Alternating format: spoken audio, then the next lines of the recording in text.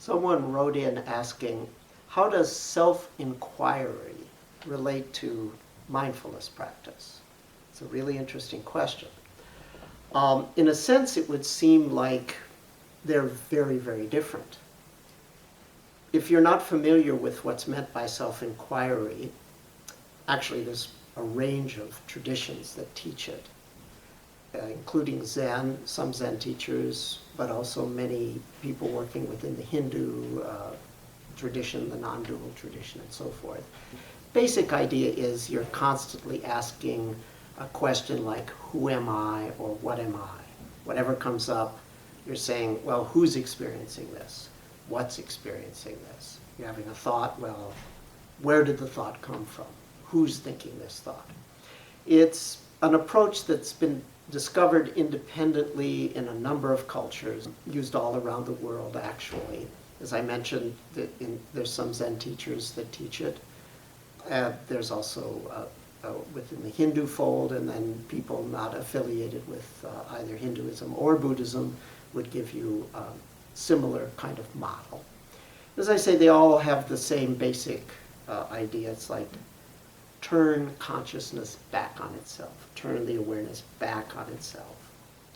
That would seem to be a very different practice from mindfulness. Mindfulness asks you to sort of keep track of what's going on. However, if you really look deeply into what mindfulness practice is about, you will see that there's an interesting symmetry between self-inquiry on one hand and mindfulness on the other hand.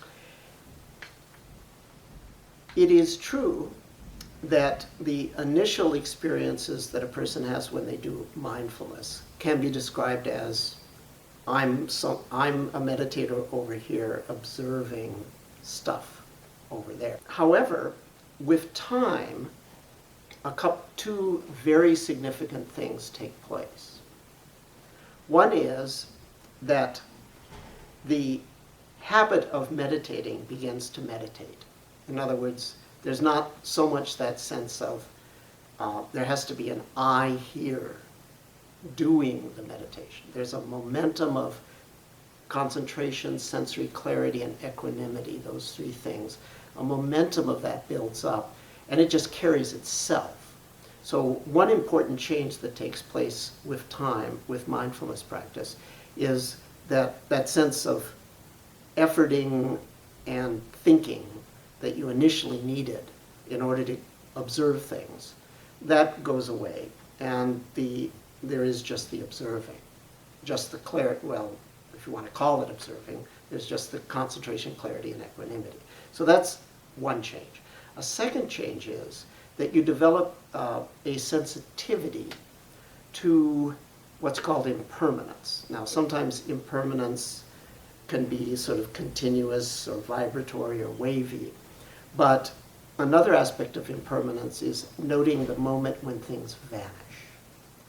And if you read the classic Visuddhimagga, for example, the Path of Purification, written in probably the 5th century in Sri Lanka by Buddhaghosa, he talks about a stage where your awareness is dominated by rising and passing, and then a stage where your awareness is dominated by just passing. You're just aware of endings, endings, endings. In my vocabulary, I have people noted as gone, okay? It's nothing mystical schmystical. You've all experienced it. You pay attention to your internal conversation. As soon as you notice the talk arises, it sort of vanishes, okay? Mental images disappear. Sounds come to an end. It's no big deal. Something everybody experiences, but you can reach a point in your practice where you become really, really aware of how many vanishings there are in things that you thought were quite solid.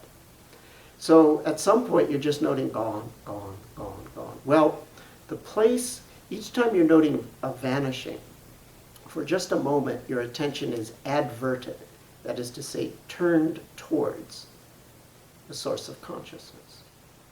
Because where something goes to when it vanishes is where it comes from when it arises.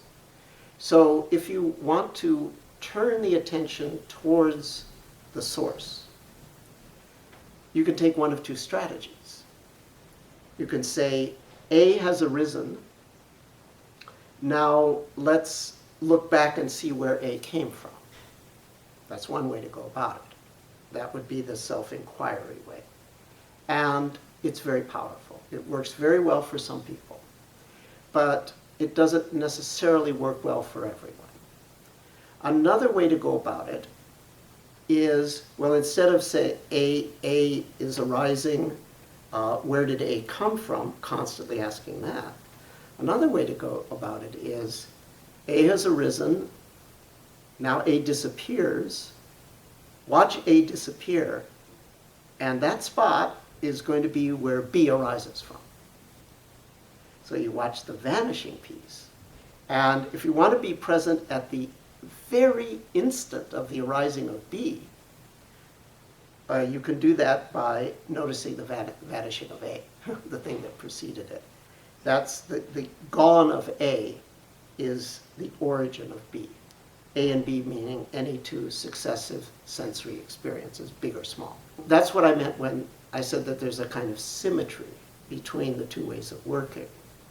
So within the mindfulness tradition, there is actually something that more or less corresponds to self-inquiry, and it's hugely, hugely important.